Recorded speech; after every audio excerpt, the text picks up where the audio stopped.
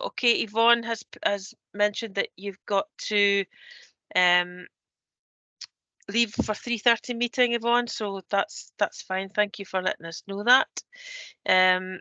So Finlay, you have started the recording. Can you just confirm? I have indeed, yes. Thanks, Chair. Okay, thank you very much indeed. Then Finlay's taken over duties from Prab. Are you a permanent replacement? I am indeed, Finlay? yes.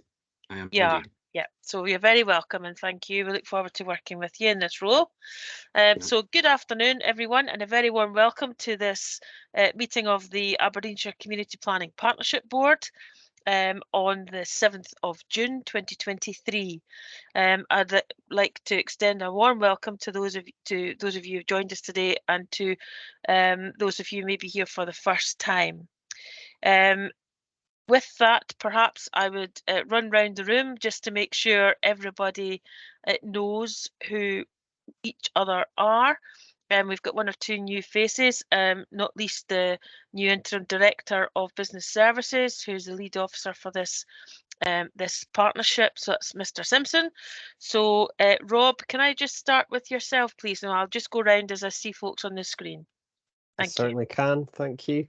I'm Rob Simpson. I am the new Interim Director of Business Services, so delighted to be here in that role. And as Anne says, the lead officer for this. I've recently moved across from my post of Chief Officer for Housing and Building Standards. Thank you. Thank you very much indeed, Rob. Kate, please. Good afternoon, everyone. Kate Bond, Head of Customer and Digital Services, and responsibility for community planning. The corporate community planning team is within my service. Thank you. Thank you very much. And Councillor Bailey, please. Councillor Neil Bailey for Inverurie District. Thank you. Davy.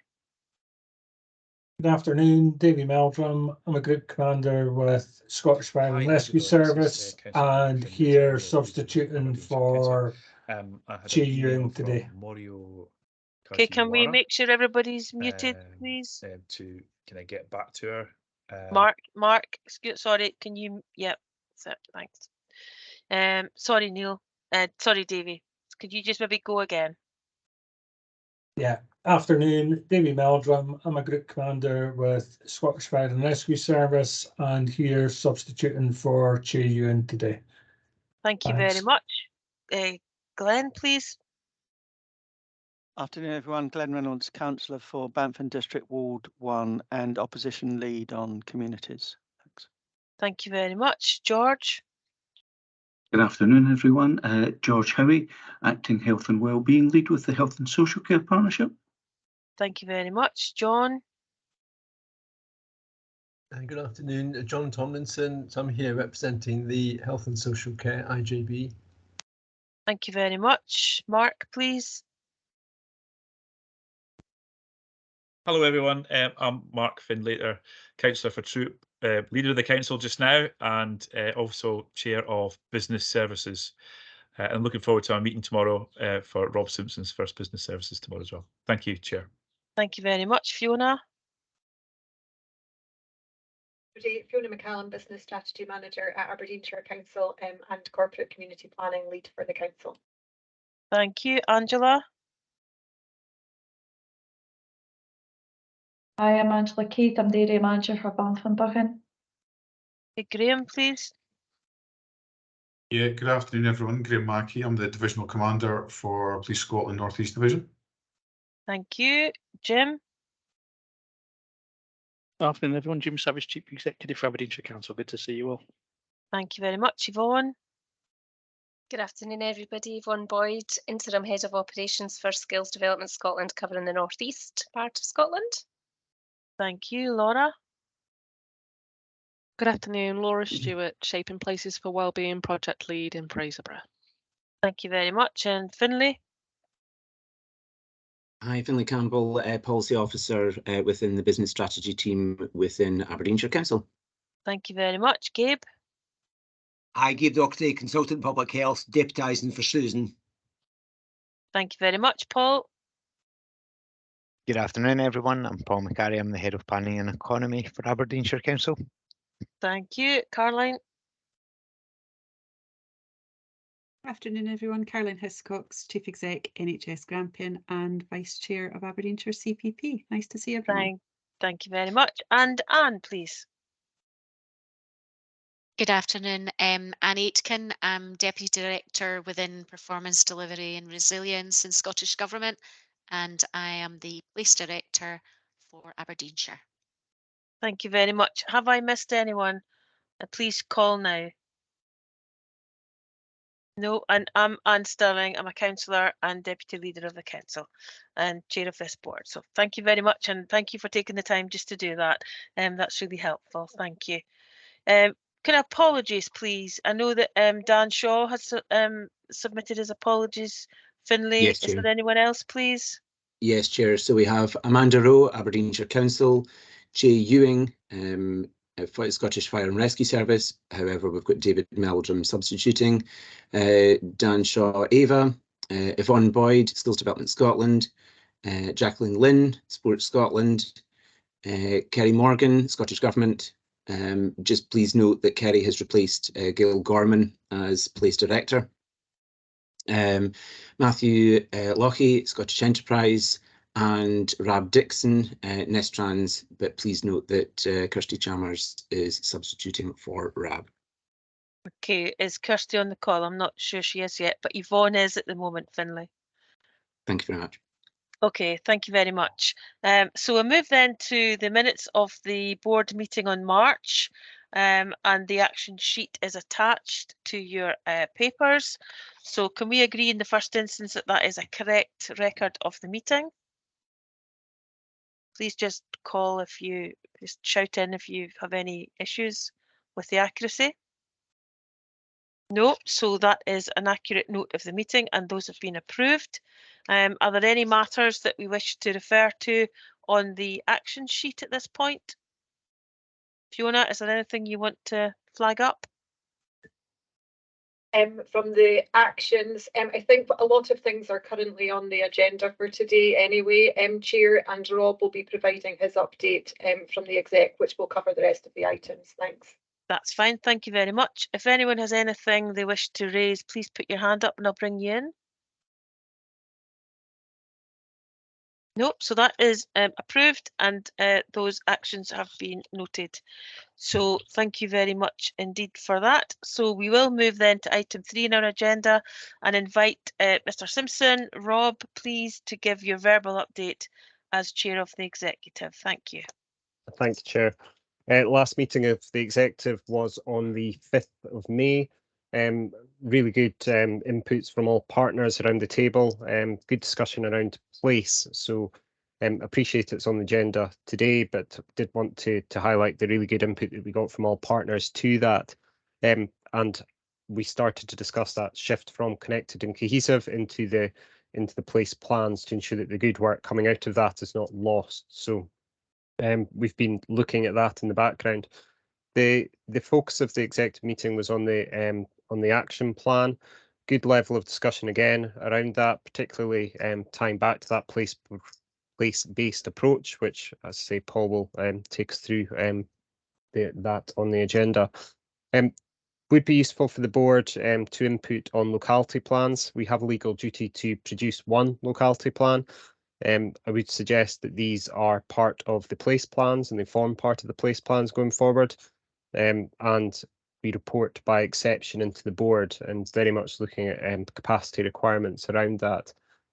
We currently have 3 locality plans and it focused on need, but as I say, there's statutory duty for one, but really keen to get board input and ideas around their wants and needs around that as we begin to move forward. Looking at evidence-based planning, the executive agreed that community planning outcomes profile, or CPOP, be used to demonstrate the impact that our actions are having, bearing in mind that many of our actions and indicators are generational, so the impacts will come through slower on those, but that is what we're using to demonstrate the impact.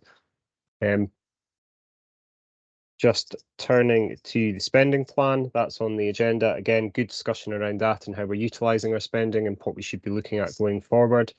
So we'll pick that one up as we go through.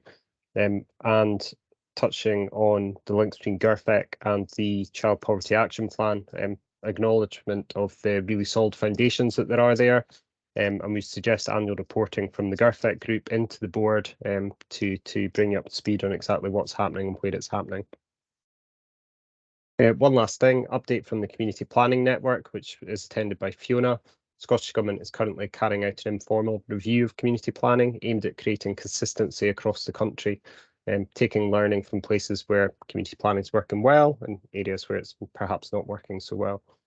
Scottish Government is looking at accountability of partner organisations, how they're delivering community planning and how they're fulfilling their statutory obligations around this. The informal review is being carried out alongside a formal review of the Community Empowerment Act. Scottish Government, COSLA and CIPB are all involved in that review to inform a shared approach to responding to the needs of communities and enabling change. So CPPs will have the opportunity to be involved in that process. So really just flagging that up at this stage for everybody's awareness. Happy to pick up on any questions, but we'd also circle back to that locality planning piece and seek input from the board around that. Thank you, Chair. Okay, thank you very much indeed, Rob. And before I invite comments or questions, can I welcome Irene Buteman from the Improvement Service. Thank you very much indeed for joining us, Irene.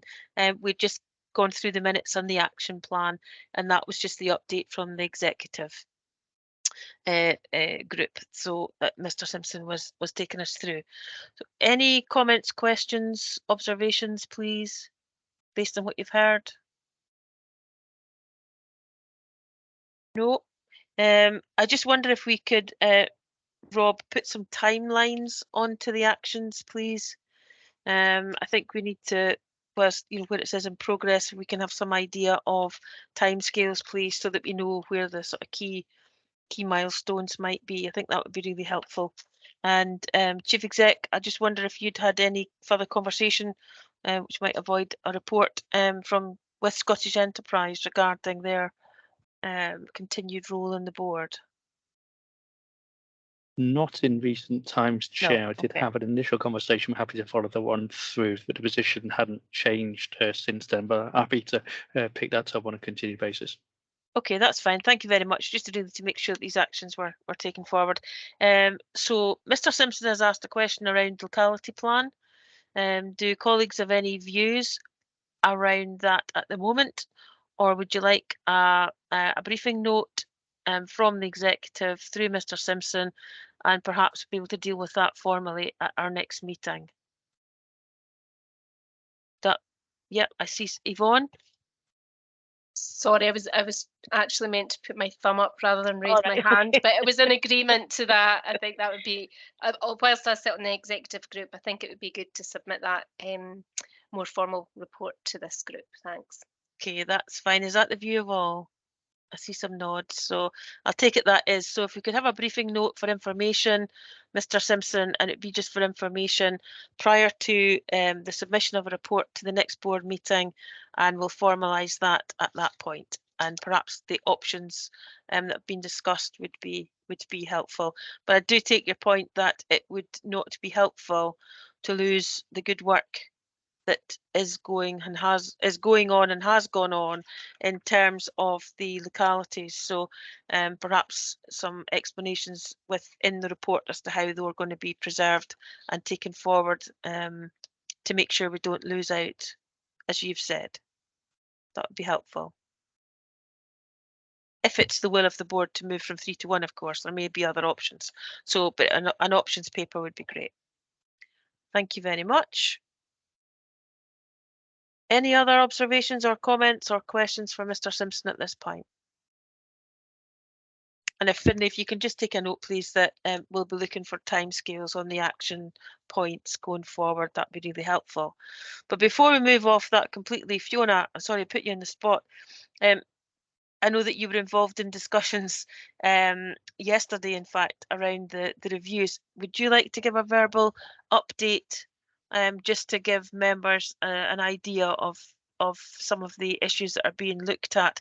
You did mention, or mention was made of accountability, but I think perhaps if you've got other points you want to flag up and perhaps bring a paper at the appropriate time,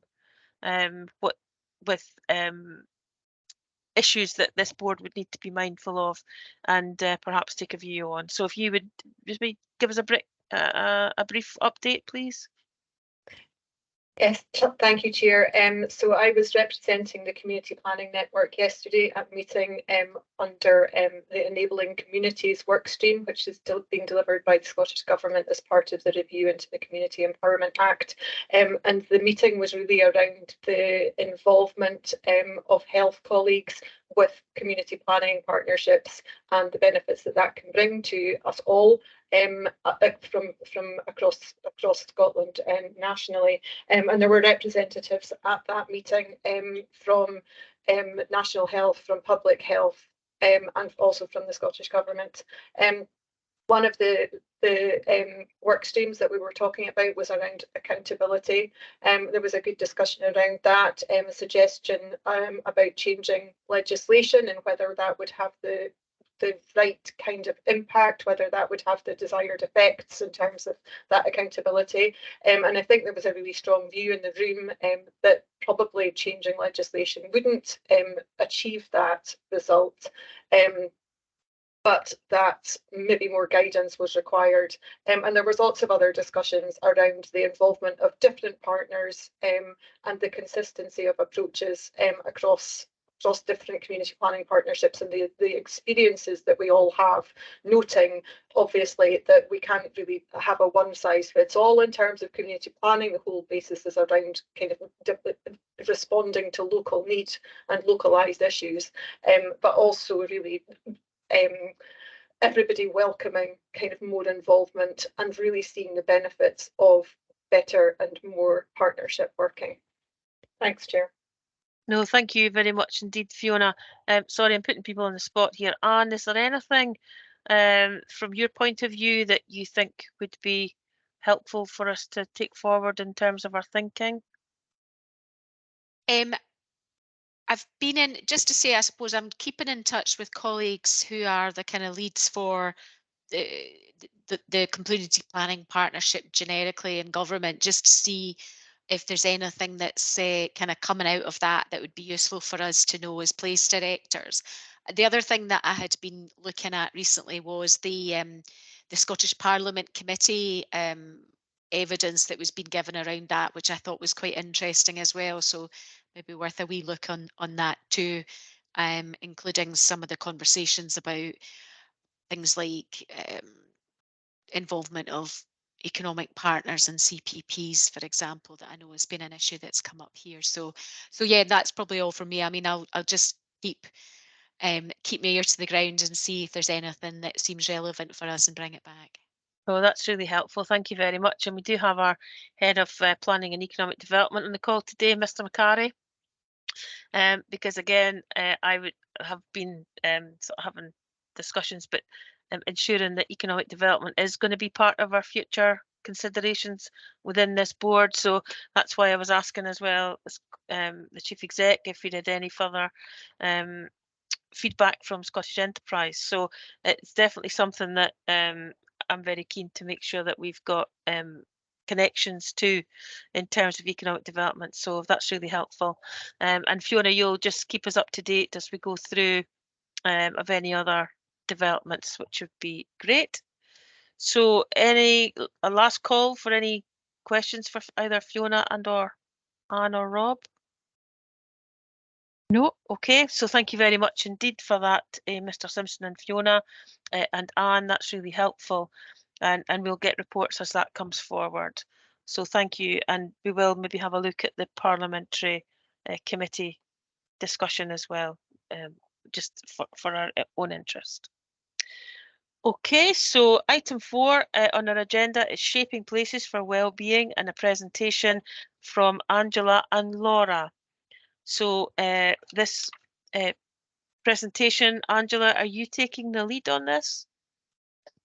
So, Chair, if I may, I'd just like to do a little introduction and then I'll invite Irene to present first and then Laura to follow from there. Thank you. So some of the members will recall from previous updates that this programme offered an exciting opportunity for Aberdeenshire, with a commitment given from both the NHS and local authority around March last year, acknowledging the benefits that it would bring towards our place planning approach and that detailed assessment of need in our communities. Fraserburgh was selected as the pilot town, recognising the level of deprivation and other socioeconomic issues that it faced. However, the ambition was clear: to learn and develop from this pilot and approach it across all council structures and areas, as well as the community planning structures, to offer that firm and consistent foundation to place planning. I think it's fair in the presentations that you'll see this afternoon offer a clear commitment to the benefits that this programme has already begun to glean over the last 9 months or so. I should have explained that I had the dentist this morning, so I'm not having a stroke. I've just got the benefits of a frozen mouth, and I probably should have qualified that before I started slurring my introduction there, so apologies, Chair.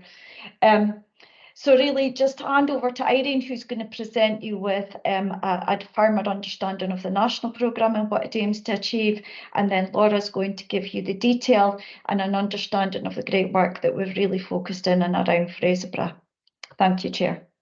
That's great. Thank you very much. So Irene, you're most welcome and invite you to speak.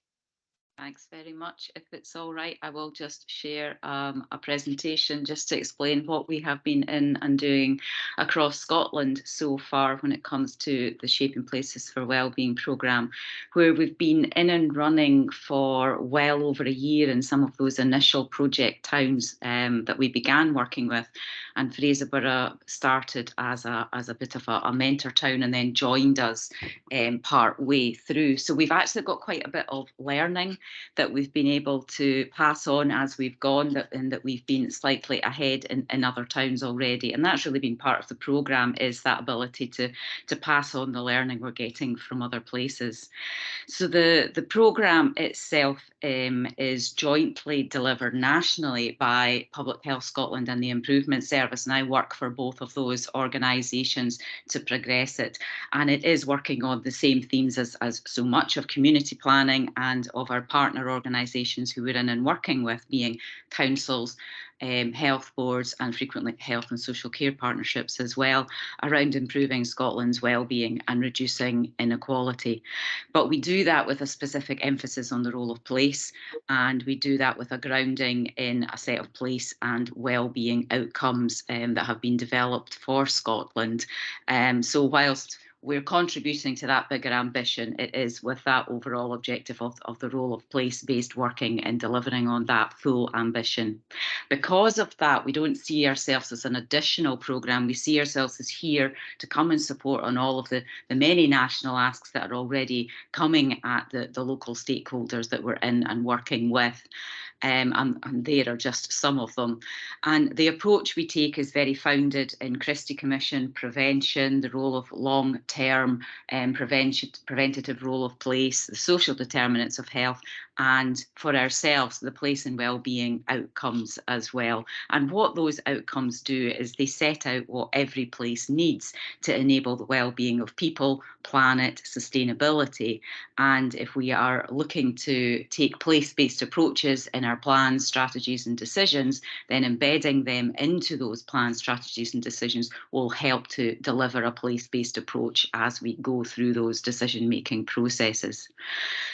As we've been working in our different towns, something that has come up time and time again is that the councils, the health boards that we're in and we're working with, times are tight and there is a time of acute need. And we've been very aware of that and of being able to feed into what is happening within Scotland at the moment and be supportive.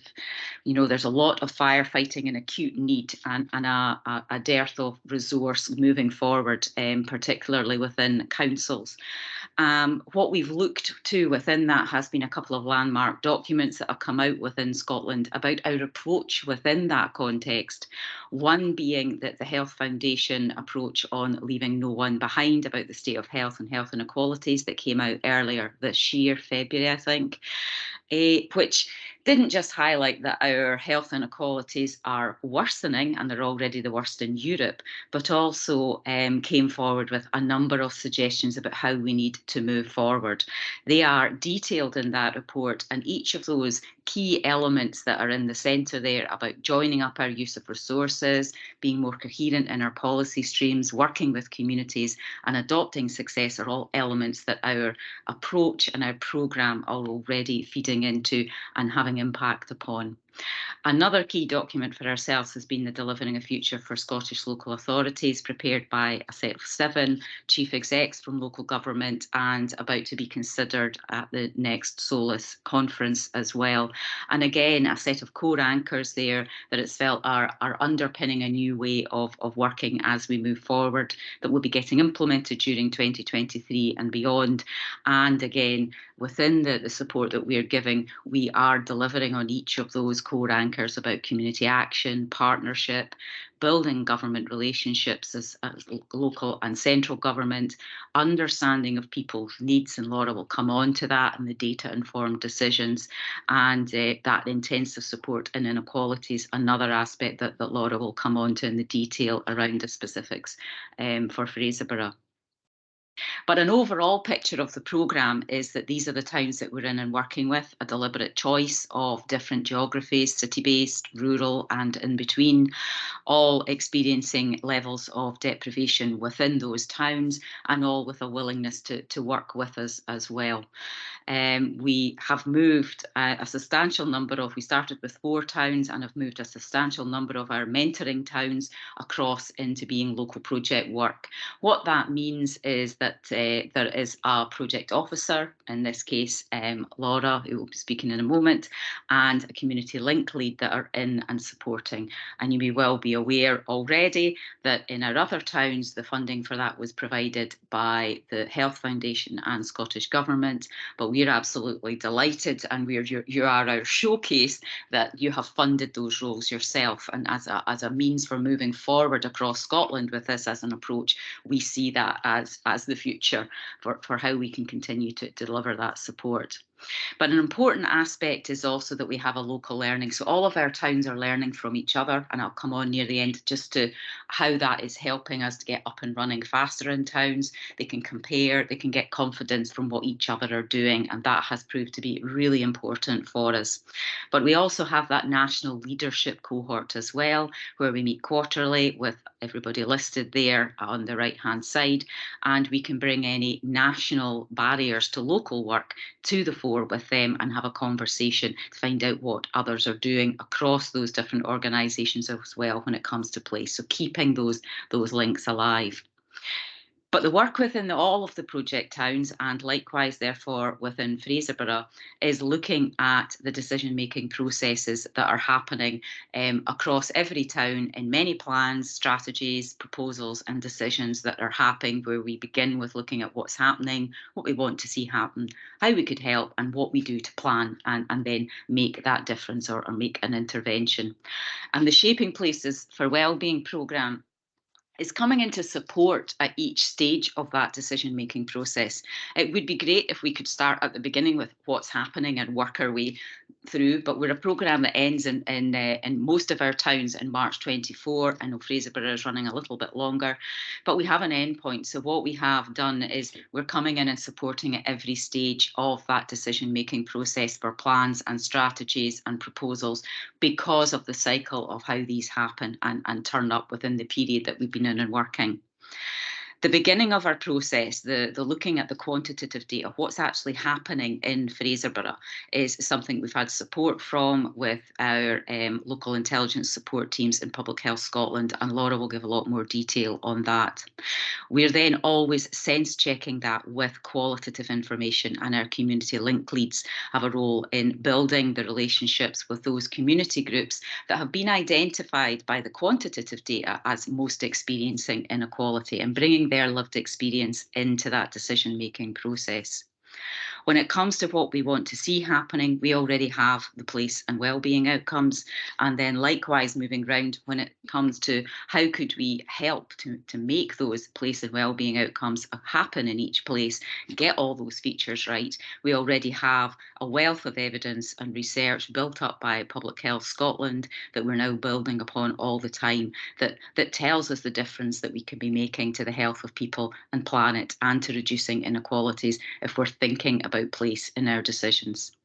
So the final element of our support that we have been providing in all of our towns has been a process of where we look at a plan, strategy or proposal that is coming up within the period and the timescale of the programme, and we undertake a place and wellbeing assessment to assess the impact that that plan or strategy or proposal is having on the place, and to give support to actually make a difference on the impact that plan or proposal can be having on that place.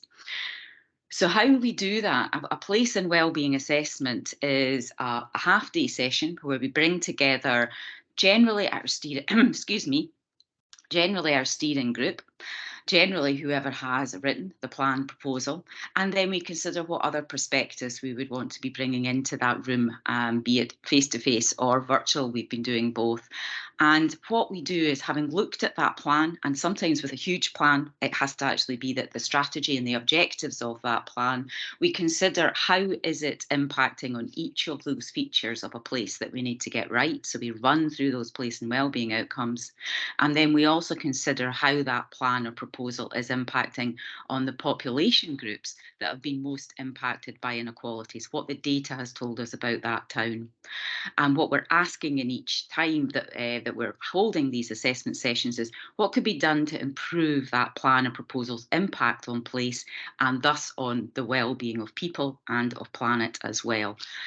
What that ends up in is that over the course of having begun in Alloa back in March last year, we have now completed, I think it is 16 at last count, place and wellbeing assessments. And you can see there just the headline titles of them, and it's really just to highlight the range and scale of documents that we've looked at. So over under Rutherglen on the right-hand side, we have a neighbourhood action plan prepared by a community group with help from Community Learning and Development within the council, who were looking to update their plan, and we sat with them and underwent the process of a place and wellbeing assessment to help inform their next local neighbourhood action plan. But then over on the far left under Alloa, we've also assessed the NHS Forth Valleys healthcare strategy. So a whole kind of regional scale, we're up also looking at that. So as we're progressing, we still have a number of assessments to move and to complete over the course of the next few months, but with a deadline at the moment of March 24, then what's important for us is also that we're moving through with delivering on what happens after the assessment and the session. So we find the sessions themselves initiate more collaborative links, and they bring in more perspectives, and we have a lot of evaluation of those sessions that we can share with you about how those taking part have found it and how the writers of plans and policies have found it a very useful insight for them to have. But what we also produce is an assessment report which lists a series of recommendations to be considered for inclusion in that plan moving forward. In many cases, what we're finding is those recommendations are immediately subsumed into the next version of that plan. At times, what we find is that our community link lead and our project lead can be supporting the implementation of that recommendation. And in other cases, we find the recommendation simply cannot be proceeded with because there isn't the funding to do that. There's some resource issue, and it's simply capturing what those reasons are. They are only for consideration and to make sure that we're thinking about the negative and the positive impacts that we're having on place as we make those decisions and move forward. So to close nationally before passing to Laura, I would say that the common threads that are coming through for us have been the quality and the importance of quantitative and qualitative data into that decision-making process. We're bringing it to life, as you will see when Laura starts to run through it, and not just giving people an overwhelming amount of data, but bringing it to life, using infographics and making sure that it's something that resonates with people as they move off into their day and make decisions and plans and policies. But that qualitative aspect and bringing the lived experience has been so important as well. Getting plans, policies and proposals to talk to each other is coming out consistently in our assessment processes. The ambitions within so many plans and policies can't be delivered by that plan or policy itself. It needs input from others to be able to deliver upon it. So actually providing those hooks and setting out who are the other stakeholders that need to be thinking about their contribution to this ambition and making sure that they're talking to each other. An example would be where we've had a climate strategy that we've reviewed in one town, who are looking to deliver on the Transport Scotland route map about reducing car miles by 30% by 2030. But at the same time, there are still local development plans that are building car-reliant, very low-density development. And they're sitting looking at how they're not supporting each other with their intentions and their ambitions, and moving forward and talking to each other about how they can be doing more around that when they come to that point also of reviewing that local development plan. How do they make sure they're actually talking to each other and lending each other supportive hooks? Within all of the place and wellbeing outcomes, there's no single organisation that can deliver upon them. There's no one part of a council, but councils alone can't. They need all of their partners there in order to deliver. And what we're also finding, and this particularly resonates with the two headline landmark documents I referred to at the beginning, is a new role for local government, especially as being more of that facilitator between themselves, the public sector, the third sector and private sector, to work more with communities in delivering the place and wellbeing outcomes. And we're capturing as we go examples of that happening and giving confidence to others in being able to take up those approaches. And just yesterday, actually, we were up in Loch Gilphead with Argyll and Bute, and Pippa Milne, the chief exec up there, led us in an in-depth conversation about just this approach and place-based working and what we could be doing and how we could be using the Shaping Places for Wellbeing approach, developing it within Dunoon and then looking to roll that out across the whole of Argyll and Bute as well, and how we do that with communities, because they simply don't have the capacity to be going out and doing that with every part of Argyll and Bute as a council. Another thing we've found is that the recommendations that are coming out around an area within looking at different level reports are overlapping, and that the support that we can give therefore can be overlapping as well. And as I say, we're giving that support to where council and health board areas are wanting to expand that approach across the area. In Ayr, the Ayrshire and Arran Health Board are looking at the data approach that Laura will run you through and expanding that out now to all of their localities to use the same means of working that out as well. Our learning as we go is that the value of our learning cohort is when we start in a new town, we're able to pick up and get running a lot faster. We know what we're doing. We know that there are challenges there, and that the best thing is to share what we're doing and to ensure that we're coming straight in at levels such as this, such as yourselves sitting here today, to share and to get that engagement from leaders in the work that we're doing, to get plans and strategies that we can be assessing and to get them talking to each other and to have that leadership and buy-in around that. We're adding and capturing and sharing the value as we go. We are producing documents consistently. That is our, I've got that under what next. To be honest, we've been doing that from the get-go. When it comes to something like the place and wellbeing outcomes, we already have a briefing document, fully explains what they are, how they were developed, why they were developed. But equally, when it comes to our place and wellbeing assessments, we have a how-to guide on how to do your own place and wellbeing assessment. We're just at this moment, I've got the final version of a how-to guide on collecting the quantitative data that Laura will come on to in a minute. And the reason for all of that is because we want to see the change continue when we have to pull away and no longer have that funding to support. We want to leave people with resources that enable them to continue on their own. We'll be stepping up our comms in the next however many, well, leading through really until March 24 and beyond, about our approach and about impact, because that now, having been in so many towns for so long, we are seeing impact happening. So we're wanting to share and give confidence around that. And we're also evaluating, as I said, those recommendations that are coming out of those place and wellbeing assessment sessions. How are they progressing? What ones are we supporting? Which ones have moved forward? Sharing that with others so that they can see how they could consider doing the same for themselves. We all just this morning having conversations about the Health and Social Care Partnership strategy in West Dunbartonshire having changed as a result of an assessment, and Argyll and Bute are interested to see how did they actually change their plan. Let's see how they involved place and that preventative role of place more in their plan. And finally, moving forward, what we're also doing is looking at what happens in our project towns beyond March 24. How can we continue to support them, which is what we want to do. My ideal would be that every council in Scotland has a Laura who is supporting and nudging that way forward when we come to actually getting us working more with a place-based approach.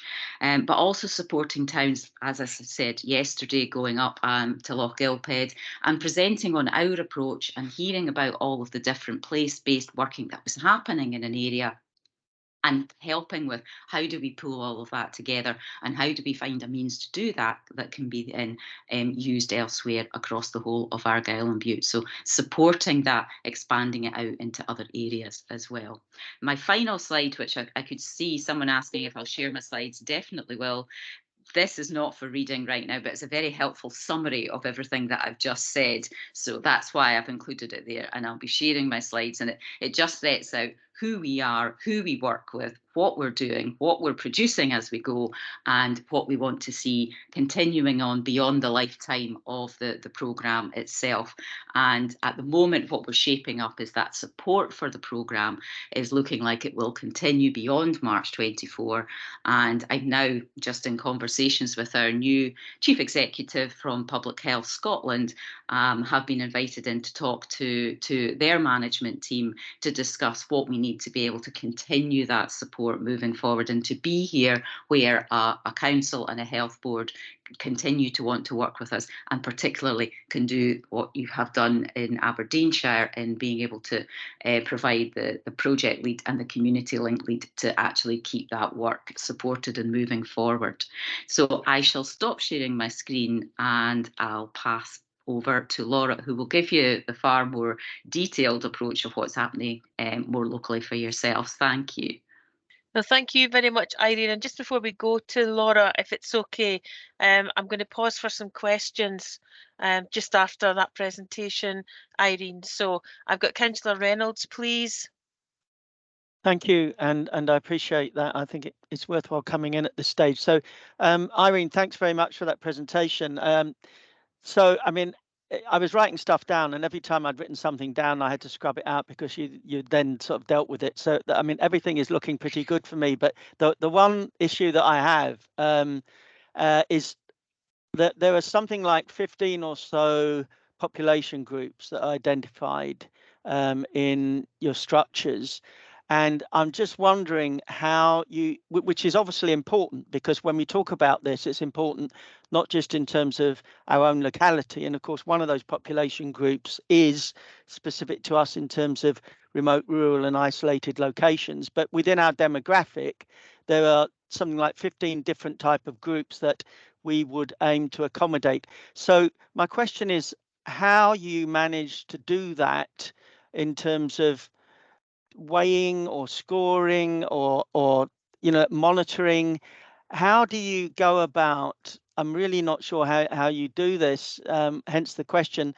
How do you mold what you're talking about, which is in sort of general terms, as it were, into not the geographic locality, but in terms of the different demands and groups and population groups within a location, for example? I mean, is this to be achieved through lived experience and forums? I mean, are you speaking to the people in all of these diverse groups? How do you incorporate them? Thanks. So our focus is reducing inequality. Therefore, that is why, as Laura will come on and explain, we begin by looking at what are the inequalities within the town that we're in and working within.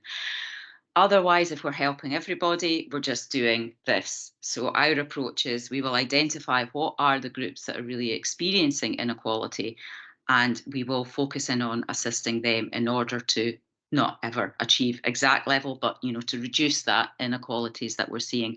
That isn't just inequality in health, it does go into socioeconomic inequality because there's all so interlinked. And then what our community link leads are doing is once they've been given the go ahead that, right, we know these are the population groups that are being impacted, is that they are linking in with community groups and third sector organisations that are in and working with those communities. And they are building up what is the lived experience of those that are being impacted by inequality so that that can be brought into the place and wellbeing assessments that we then do of decisions. How we do that so far has been by having the community link lead being there in the assessment and bringing that lived experience into the conversation. What we are finding is our community link leads are now finding when there's a document coming up that they will find it of benefit to go out and have conversations with certain groups to start to build that picture and to bring that in.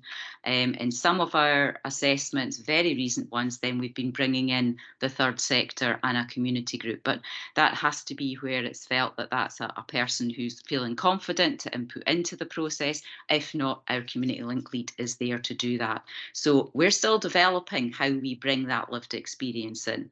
How people fill in a survey that they can do anonymously will get into the system, but bringing in the lived experience seems to require at times more rigour. So we're still looking into how we bring that in and make sure that it's reflected so that we are thinking about those most impacted by inequality when we're assessing the decisions that we're making, really.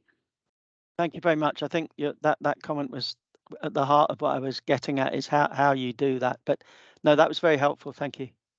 Thank you very much, Glenn. Mr. McCarry, Paul, please. Thanks, Anne. I've got a couple of questions. So I think things have moved on from probably the last time we met as an exec on place and wellbeing. I suppose the first thing that springs to mind is if it becomes almost an audit of an emergent strategy, then is it any different to what an integrated impact assessment is? So effectively the tool that most councils use, most organisations use to assess the impact of new development, new policy, new strategy. The second element, I suppose, that springs to mind is, does it become, touching on the point that Councillor Reynolds was making, if it's an engagement tool to effectively assess the effectiveness or the impact of a strategy, how does that sit? Because most policies, most strategies evolve through engagement, so engagement is a big part of what actually shapes a strategy before it becomes adopted by an organisation or even any development gets approved. So I suppose I'm kind of thinking, where does it fit in? Is it an additional layer to an impact assessment, an integrated impact assessment? Is it a new form of integrated impact assessment? Or is it an engagement tool that we're looking at? No, it's for myself. When you think of all the many impact assessments that we can be getting asked to do or even required to do, it's in no way a requirement. It's simply, if you wish to take a place-based approach, if you're having a plan and you're saying, we're going to take a place-based approach. I read a lot of plans that say that, and then they do not do it at all. It is how you begin with a place-based approach, and that assessment can then feed in to other assessments that you may move on and do that are broader and bigger, but they will make sure that what you've also considered is all of those features of a place that you need to get right for it to enable the people living there to thrive, and for them to enable them not to have too damaging an impact on our environment and on our planet as well. So if you consider the ask that's coming out at the moment for planning authorities to look at health impact assessments, a place and wellbeing assessment would fit in as stage 1 of that assessment, and that's been cleared through Public Health Scotland. Is they have a set way of doing that, a set advice on how to do a health impact assessment, and this would cover scoping in the scoping part of the process that you go through. So it's something that adds into any assessment that you're doing, but make sure that place is being considered within it. As for engagement, we're not out doing engagement, and we're definitely not about, we've always been very clear that there are processes out there to do that. We simply want to make sure that when we are capturing the data and the narrative on what's happening in a town, that we're not just relying on quantitative data, because as we know, if we don't sense check that with the people that are living there, then we can be heading off down one route, and we've not really given it a sufficient sense check on what we're actually finding quantitatively. A good narrative about any town will include both, and we'll see where there are any gaps, and we'll also look to the why behind the data. What is the quantitative data telling us, but why is that happening? And that's an important aspect as well. Paul, do you want to come back? Thanks, Chair. I suppose my question still, where does it fit in and how do we make it fit in if it's something that the council adopts, I suppose is my concern, because we've got MPF4, which covers an awful lot of those aspects. Certainly when we're making decisions as an authority, we've got our integrated impact assessments, which again should cover a lot of the impacts that the place and wellbeing work stream should cover, if we're using it as an impact assessment or an assessment tool. And I suppose it's trying to see, well, where does it sit, and where does it sit against national legislation? Is there a policy that covers it? Because obviously, I mean, when you touched on the creation of development plans, when we create development plans, it's not in the silo of the planning service, it's Pan Aberdeenshire, it's the whole council. So it's recognising, is it another lens, effectively, another way of looking at place on top of the different tools we have already?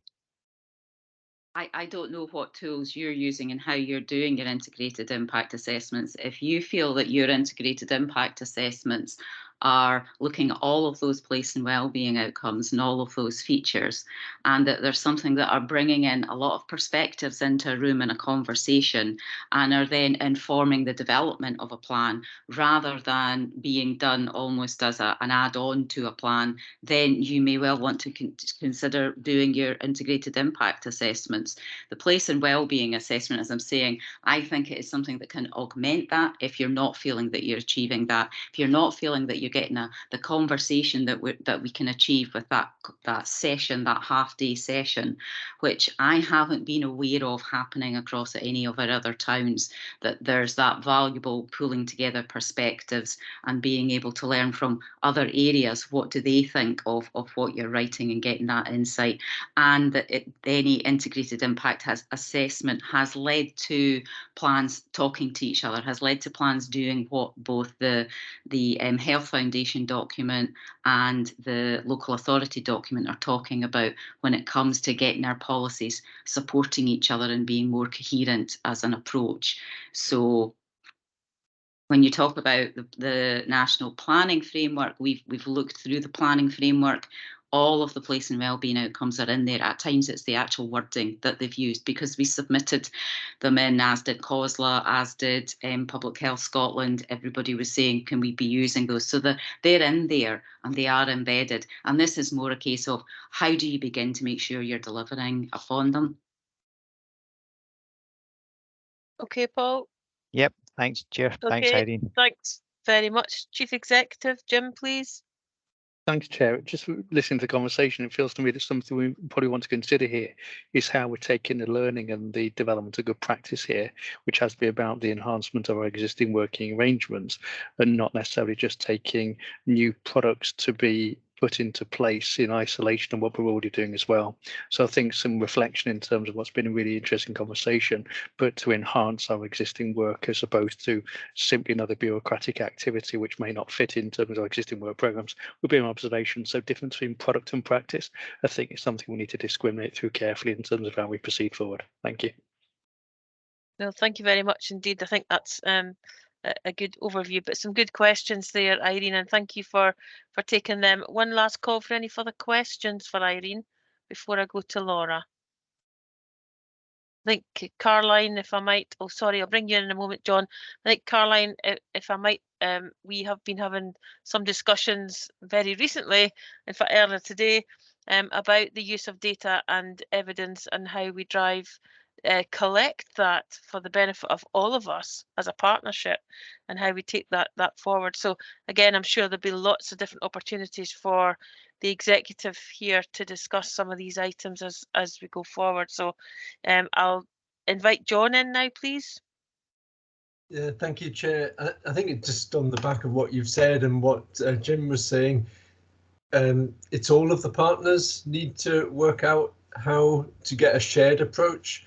So we almost have to give up some of what we're doing to get that shared approach, which means we achieve more together. So I think it's incumbent on us all to be reflecting on that. Yeah, absolutely. It'd be something for this partnership to consider further. Absolutely, John. So with that, Laura, I'd like to invite you now if you'd like to give us your presentation, please. You're most welcome. Thank you. Thank you, Chair. I'll just share my screen. And thank you, Irene, for setting the scene really nicely there. So I'm just going to go through a little bit more specific in and around the work that's being done in Fraserburgh. So hopefully you can see my screen there. So my role as project lead for Fraserburgh is to look at how we can implement the programme into the town of Fraserburgh, and a lot of that work is very local focused, but also sitting under Angela's management in the Bamford Buchan area team, also looking for where is the shared learning, as suggested in the discussion there, where's the shared learning that we can look across the wider Bamford Buchan and potentially across the wider local authority area of Aberdeenshire as well. And looking at the joint approach that's been taken by all the stakeholders and partners involved in the project across Fraserburgh has been really interesting as well. So if I just move through, so I'm just going to provide set the scene for what's happening in Fraserburgh and where we're at the moment, looking at the current and future ambitions of the work, and then what our next steps are going to be. And I'll try and keep it quite short because I'm conscious of time now. So just for setting the scene so that everyone's familiar with the area that we're talking about. So in Fraserburgh, we're looking at 4 key intermediate zones with the approximate populations outlined there in brackets. We've decided to include Rosehearty and Strathbeg within the data profile when we're looking at the quantitative data around Fraserburgh. Mainly because of the migration in and out of Fraserburgh to Rosehearty and Strathbeg with the development of new properties and things like that, and the links that are associated with potentially some of the issues that are arising in Fraserburgh, and also associated with work, transport, that we're aware that the life that happens in Fraserburgh doesn't just happen in the immediate Fraserburgh area. So we're trying to consider that. But for context, we're not looking at it necessarily in terms of the inequalities that are occurring in Rosehearty and Strathbeg. It's very much as a comparator and something to guide us when we're looking in and around Fraserburgh. So it's an outline of the population estimates there for each of those areas. So you can see that we're looking at roughly similar populations for each of those areas. So it's not that when we look at this data, we need to skew it massively because one intermediate zone has a lot less than another. So we're looking at similar population levels for each of those intermediate zones. Delighted now that we have our steering group up and running, and it's excellently chaired by George Howie, who's on the call today. So we're making really nice progress with that steering group, and we have been quick to get that up and running and focused in terms of comparisons to the other project towns, as Irene said. And we've got excellent partnership and engagement in that steering group, and I think that's really testament to the enthusiasm that our stakeholders and partners have in and around Aberdeenshire to be involved in this kind of work, and also the recognition that everyone is very focused on place at the minute, but there isn't something that allows us to talk about place in a very joined up and clear manner. It feels like there's a lot of discussions going on about place, but everyone's talking about it slightly differently. So this has allowed our partners to come together and talk about place with very clear parameters around the outcome. So when we're talking about it, we all are talking about the same thing and we're not missing it. It's not lost in translation or miscommunications, which has been fantastic and has really helped to set the scene for the programme.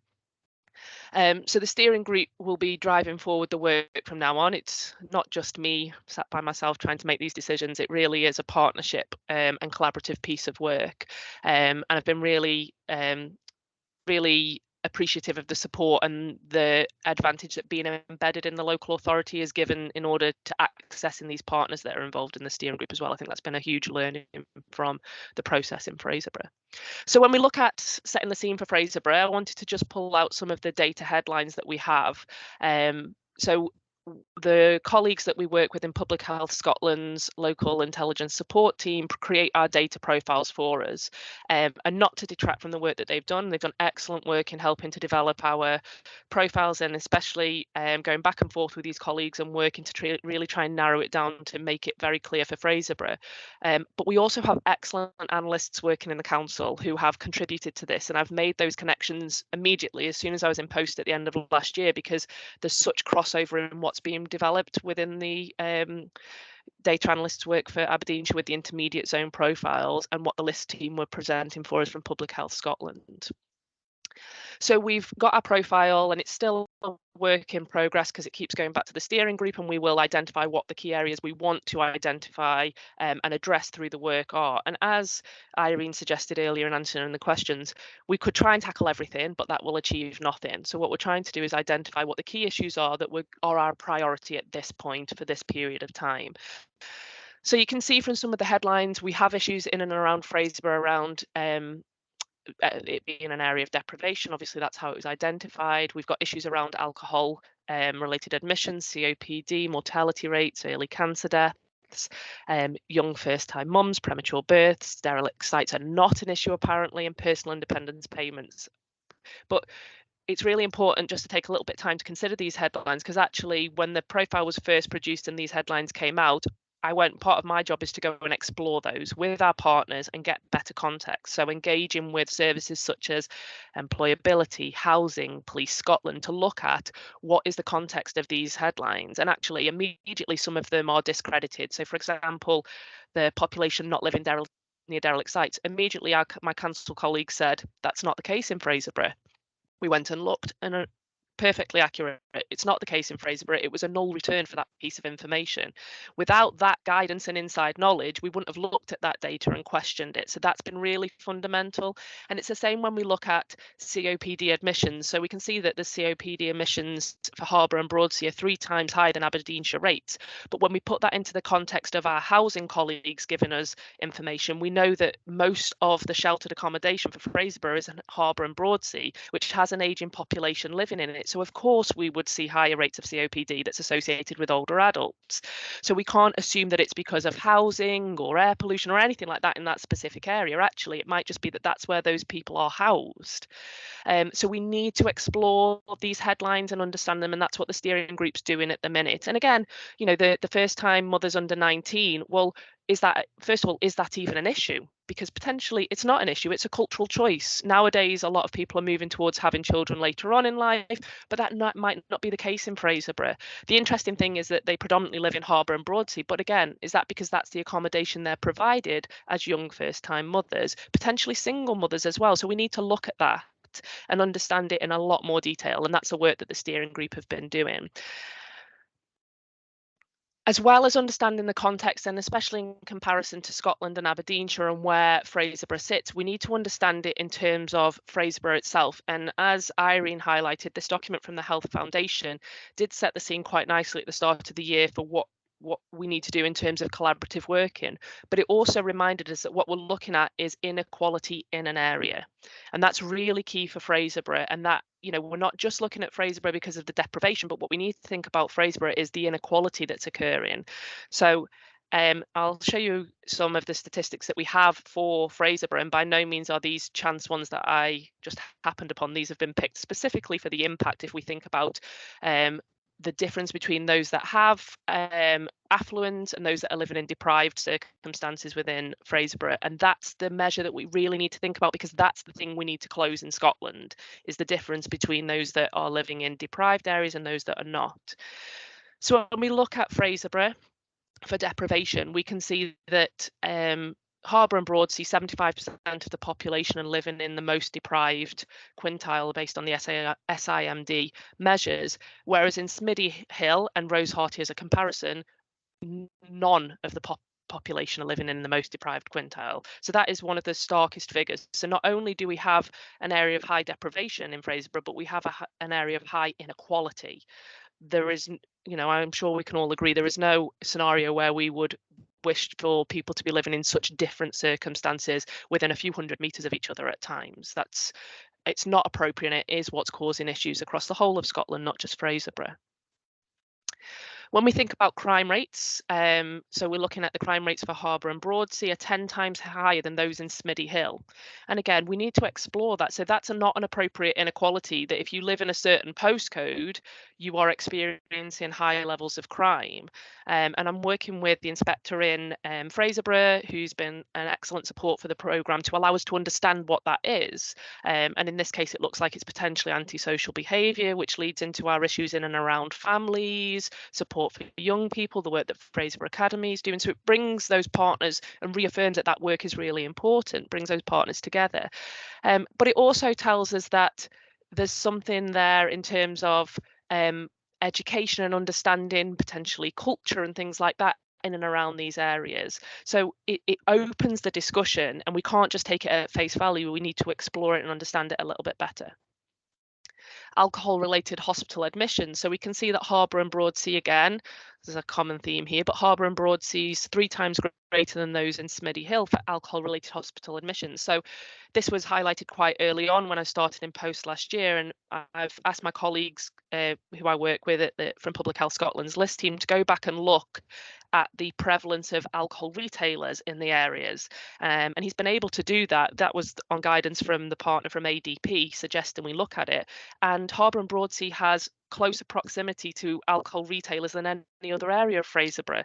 So is that surprising then that we see higher related hospital admissions from that area? And it's these jigsaw pieces all coming together is absolutely vital to understanding this information.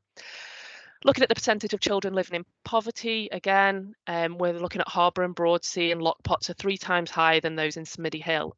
Central Academy is twice that of Smiddy Hill. So this is ongoing. If we think about the things that we've just looked at in terms of alcohol-related deprivation, crime, and then we're looking at, okay, so these children are living in poverty, and if these children are living in poverty and they're associated in the same areas as the crime rates being higher, are the links there? Is the work that we need to do about addressing poverty, is that the key theme that we need to address rather than the crime rates themselves?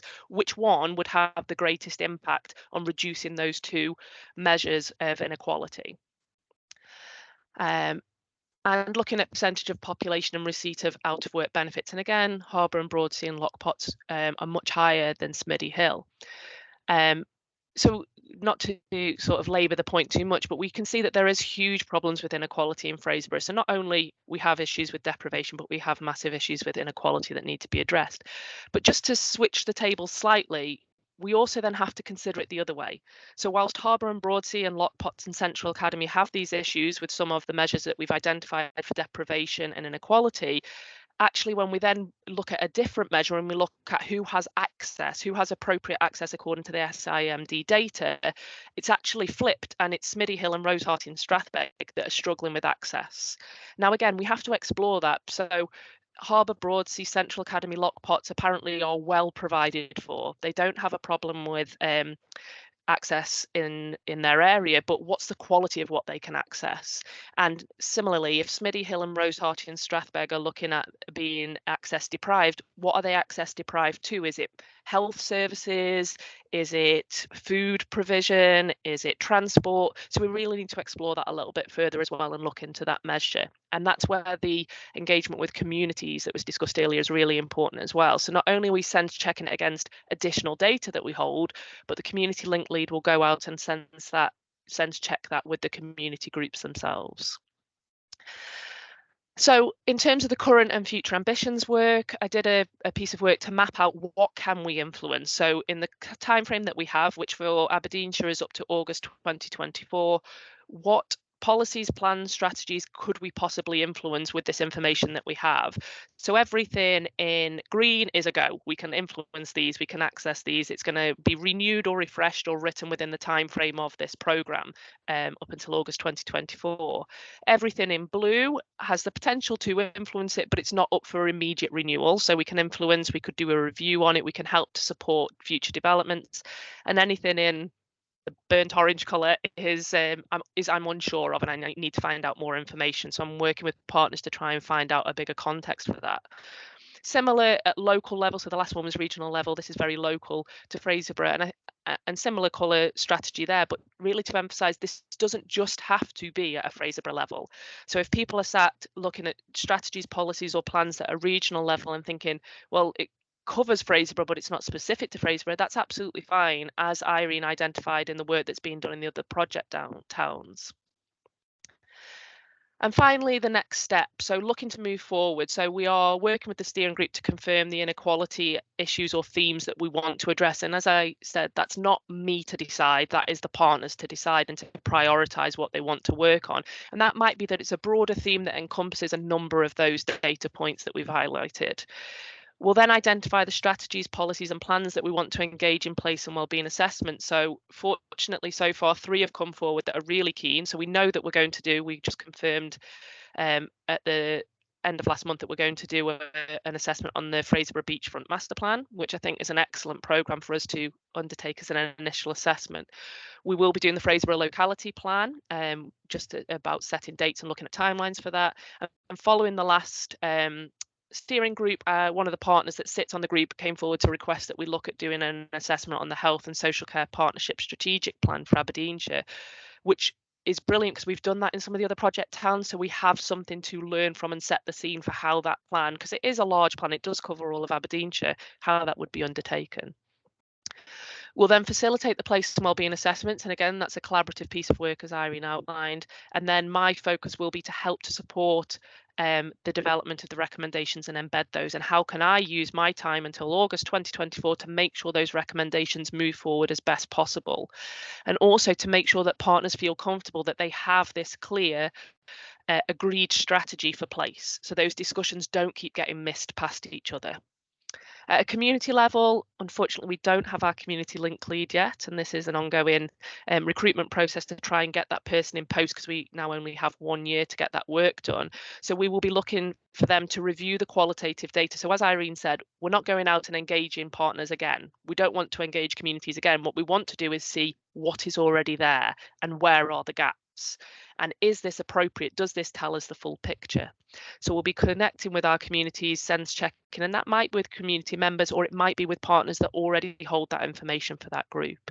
And then we'll be using that to present that voice into the assessments and make sure that these strategic decisions aren't just about the organisations making the decisions, but they're about the organisations being informed by the communities to make the decisions as well. So hopefully that's clarified some of the local based work. That's excellent, Laura. Thank you very much indeed. And I invite questions now. Councillor Reynolds, please. Thank you very much for that. I mean, Fraserburgh is not my local area, but it's not that far away. It's only a stretch along the coast to me. And I'm well aware that there will be other people on this call that will know more about this than me, but I did have quite extensive involvement at one time with antisocial behaviour in Fraserburgh. And not least police colleagues. So what I'm going to say is just bread and butter to them.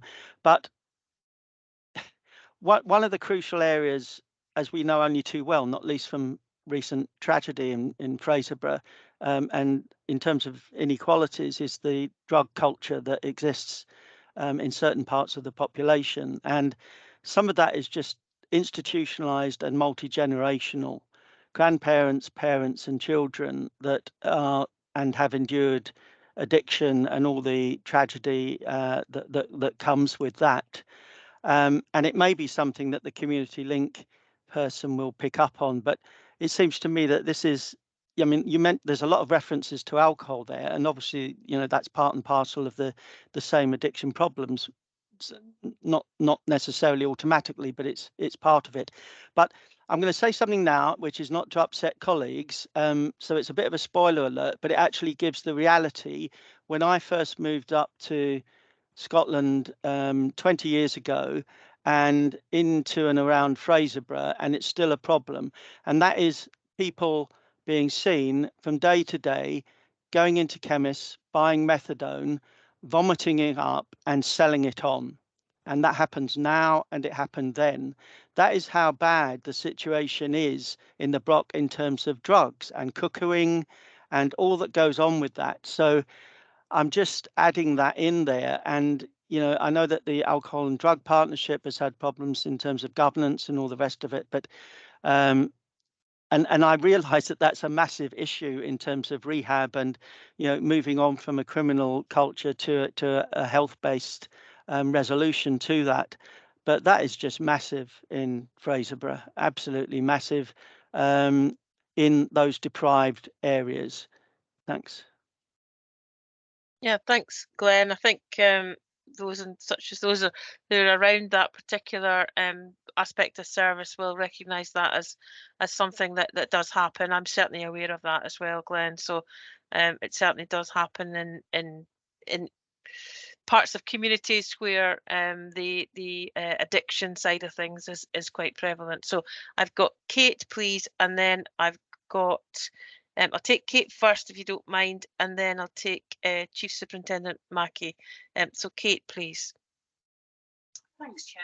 I thought it might be helpful to reflect on some of the data that we were seeing, and I thought that Laura's presentation was excellent just to demonstrate the detail that now sits behind taking place. Kate, we're not hearing you particularly well. I'm not sure if... Sorry, microphone's on my head. There Sorry. you go. That's it. So yes, I was just reflecting on the information that Laura was putting together. Certainly that data, which is so critical to helping us as agencies to move forwards. Now, Aberdeenshire Council has a strategic needs assessment, and we currently draw data from a number of sources, but we are about to begin the refresh of that strategic needs assessment, and it was a consideration as to whether or not we should make that a truly multi-agency strategic needs assessment. So looking to bring in data from health, from obviously we use SMID data anyway, but police data, health data, bringing those key partners around the table to really make sure that the Aberdeenshire Strategic Needs Assessment is a useful tool for all agencies, for all our partners, and would underpin a lot of the work of community planning. So a suggestion, we've got that piece of work underway, and if partners were minded to, perhaps we bring a group of the people that you've got in your teams, in your data teams, to feed in and make that a truly multi-agency piece of work. Thanks, Chair. No, thank you very much, Kate. I'm going to bring Graham in, please, and then I'll come back to you, Irene. Yes, thanks, Chair, and thanks, Laura. Really good presentation. I think it's really helpful to understand the data across other systems as well, and reassured that you're kind of linking in with the local police inspector there. But I'll probably just kind of put forward just a word of caution in terms when you look at crime figures as broad as that and comparing it in really, you know, small areas, because, you know, one person can significantly impact crime data, but in actual fact have no impact upon the wider community. If you understand, you know, for example, you know, an individual that is, you know, they themselves involved in crime and just, you know, drug warrants, for example, are constantly, you could argue, you know, charges go up and conflate the crime stats, and there's loads of other examples that I won't go into just now that would conflate that. So I think we just have a bit of caution round about that in terms of what the crime data speaks of. But and the other part of it as well, some of that crime data is an inequality of people. Some of the issues that we're seeing, and I'll use Fraser as an example, is that crimes are being committed by people upon people, and neither the victim nor the offender have got anything to do with Fraserburgh, because just for some of the comments that Councillor Reynolds speaks of. So that is a really interesting dynamic in terms of the equality issues in Fraserburgh, and that, from my perspective, is seen as a reasonably fertile ground for serious organised crime groups that we are trying to tackle. Our public health approach through the Operation Protector work really tries to get the end user out of harm into support services, but it doesn't necessarily always tackle the actual enforcement piece. So there's absolutely a piece. So, you know, I've noticed over time in my police career in terms of that police approach, that public health approach to try and divert it, but it doesn't stop the organised crime groups who are not from Fraserburgh, not necessarily from Aberdeen, and not necessarily from Scotland coming in there. So from my perspective, that's really useful to deliver services, because ultimately supply and demand, and whilst that preventive piece is absolutely essential to get that local community away from cycle of drugs, there's another bit that Police Scotland need to pick up, the kind of less soft piece about the absolute enforcement to these people that are coming into the communities, and we need to understand that not on the kind of area by area within Fraserburgh, but actually comparing Fraserburgh to the wider Aberdeenshire, wider North East, wider Scotland. I fear actually Fraserburgh might actually look quite poor in the sense of the rest of Scotland in terms of how fertile a ground it can be for serious and organised crime groups. But obviously we need to work with the community to try and get that. So anyway, it was more an observation and a point, and just a kind of point for everyone around the table how complex that is. And whilst crime data can be very informative, it needs to be understood with the context. Yeah, thank you, Graham. And Fraserburgh did go through as a town, as an area, some pretty negative periods in the past.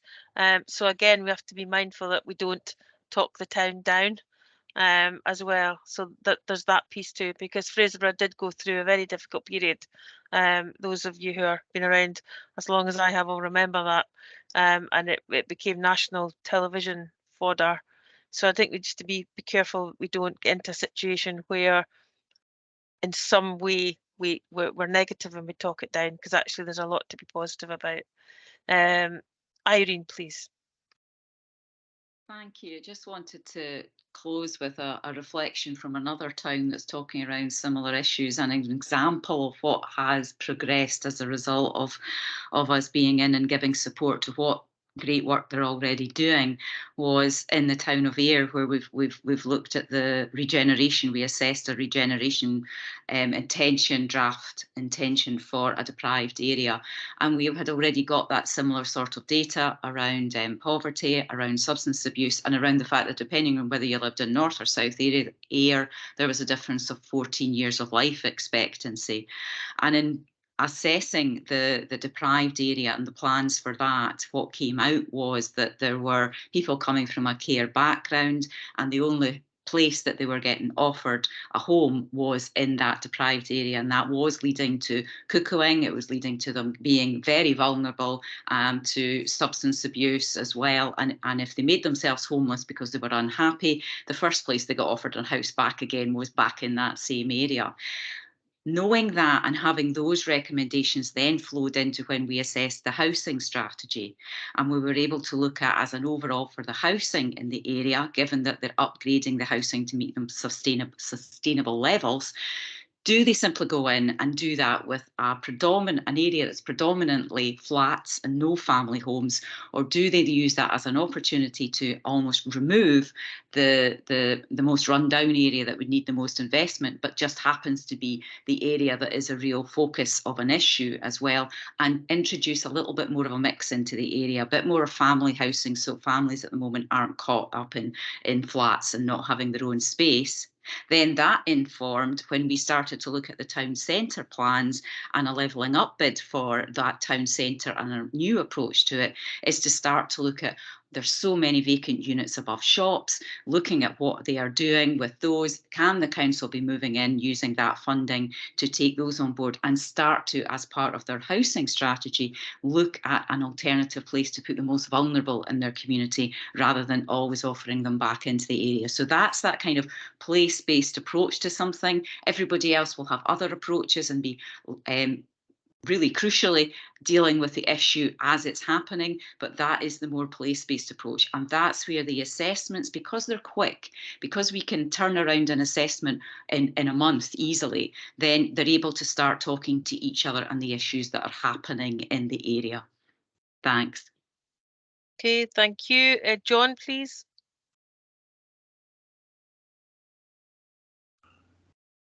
Thank you, Chair. Yeah, thank you very much for the presentation. I think it's really encouraging, especially the part about trying to understand the issues and the impact. And that probably is added to where we've been in the past. My question is about doing to the community and doing with the community.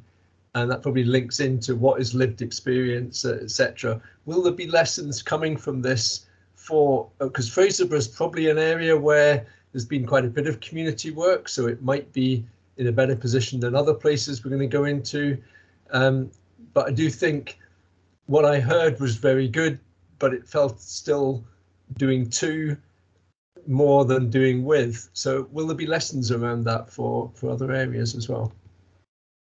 Laura, please. Yeah, I think that's a really good question, and it's something that's an ongoing discussion as part of our local learning cohort across the project towns. So understanding that we're, just to be clear, and I think it takes a little while to get our head around, we're not doing anything in the communities in terms of, we're not delivering an intervention, it's not an initiative, we're not coming into the community and offering them anything new. And I think that's really key to understand. What we're trying to do is say that those people that can influence this place, whether that's the council, the police, the health board, whoever it is, are considering how best to impact on that place and how best to reduce any negative unintended consequences on the place, so that the initiatives, interventions that they might identify are well and truly supportive of the place itself. So in order to do that, we have to communicate with the community groups. And what's the approach that I'm really sort of in favour for is that we're not engaging the communities in new collaboration or new engagement, because they've been engaged, they've been, reviewed, their wants and needs have been reviewed. A lot of places in Aberdeenshire have done place standard assessments and things like that. So what we're actually saying is, what information do we have? What is it telling us? Collating it from the different sources, so ADP, the lived experience, tackling poverty and inequalities, all these lived experience groups is bringing that information together, saying where are the gaps. And that's one thing that's very clear in Fraserburgh. There are some groups that have never been spoken to because they do not think that they are a community group in Fraserburgh. They don't engage with consultation, they don't engage with collaboration, they've never been represented because they don't even identify themselves as one of the groups that we'd be interested in. So where are those gaps, and how do we get the information from those people to fill those gaps, and making sure that all of that is presented back into the discussion at a strategic level, not in one format. And that's the point that we're at the moment. What's the best representation? Because some of these people cannot articulate it themselves at a strategic level. So do we represent? Do their third sector represent? Is it an individual who has a very specific lived experience? What's the best? And there is no set sort of one method for that, John. I think that's really important for us, that depending on the project town and the community group, we will decide how that needs to be presented at a strategic level. And I think that's key, that there is flexibility in that. And just, I guess, a broader answer to a lot of the discussions is, all of these are multifaceted. So whether we look at the community representation, or the issue that very specifically was brought up by Councillor Reynolds around the drug situation in Fraserburgh, they're all multifaceted. So you can tackle one thing with a strategy, but that will not reduce the situation or change the situation. You have to address multiple things at a strategic level to change, the outcome of the multi-generational approach to drugs, or the outcome of how you represent communities. There is no one size fits all, but what the place and wellbeing outcomes provide is a very clear template for the discussion around what should be addressed, so that everyone talks about the things that will influence place from the same point of view and perspective, and the communities can engage in that. So come and tell us, based on the outcomes, what your experience, what your requirements are, and it gives them a very clear template as well. So hopefully, I hope that answers the question there, John. Would you like to come back, John? No, that clarifies what this is about. I think it's a conversation for another day in due course. Yeah, thank you. Okay, thank you very much. Angela, please. Maybe just to build on what Laura said, and to offer John some reassurance that, so for this particular piece of work isn't focused on that additional qualitative data. The benefits of local community planning is that we do that work through a different lens, and we've got partners and the opportunities through the locality plan coordination hubs, where we're directly connected into various community groups and lived experiences groups. So as much as this programme itself is not focusing on that, we're still pulling from that additional information and that complementary approach that flows through our local community planning groups to make sure that, again, we're understanding the full landscape of issues and opportunities to resolve some of the data analysis coming through. So it's complementary, and I think that's the benefit of actually sitting in an area and straddling right the way through a community planning structure. Okay, thank you very much, Angela, for that additional information. Hopefully, John, that'll help to answer your question even more fully. So thank you very much indeed for that. Do we have any other comments, questions, observations at this point? No, well, I think that's been some excellent presentation. So thank you all very much indeed, Angela, Irene and Laura. I think it's been very informative about the work that's going on around this agenda, but I think there's some probably actions that we need to take, or we need to have noted, Finlay, please, in terms of how we pull all the different strands of work that's ongoing and being discussed together. There are a number of plans and strategies around, and which would be most beneficial to be looked at through this particular lens. But how does that fit with the MPF4 and the other engagement tools that Paul spoke about in terms of IIAs, etc.?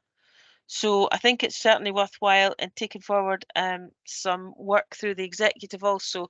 This is all for the executive, by the way, through the executive also to look at the IIAs. And Fiona, you'd be very interested in that, I'm sure, how that sits against the place and well-being approach.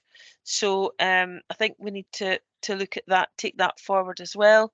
Kate asked the question about the strategic needs assessment. Are partners minded to look at a multi-agency approach to the SNA, which is about to be refreshed? So I think there's a question there for the executive to consider also about where that strategic needs assessment sits alongside the shaping places and well-being. So again, I think that's an element of work.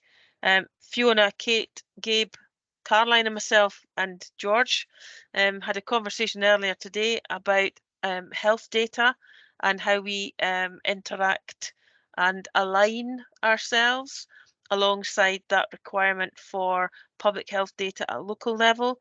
We've heard much about PHS, but actually there's a piece of work ongoing across the Northeast in terms of getting that local health population data and actually what approach is best to take to align all our partners around this table. So I do think that we need to be mindful of different pieces of work that could actually come together for those discussions.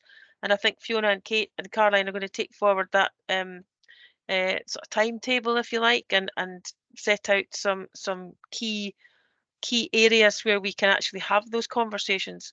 So I think there's a whole lot of strands here which we need to pull together to make sure that we're not duplicating, we're not asking folks to do things 2 or 3 times. Where does the police analyst sit in terms of feeding in to population health, to feeding into shaping place and well-being, etc., etc. So I do think that we need to be asking our executive, please, to take all of those issues away and to have a conversation around how best we align ourselves to benefit most effectively the population, but also ourselves as partners. All partners are stretched, all partners have got capacity issues, there are workforce issues, there are all sorts of things to consider as well in terms of how we best and most effectively take these issues forward for the benefit of all. So I do think there's an opportunity here to have those kind of conversations. So I'm sure that's all been captured on the recording, so Finlay can make some sense of that as we go forward. But I think with that, unless there's anything else others want to ask the executives to look at, Mr. Simpson, are you happy to take those forward? And we'll get a report back through the executive from the executive with some recommendations and/or pointers as to how we go forward. And clearly, Mr. McCarry, Paul's leading on the place-based strategy for Aberdeenshire Council.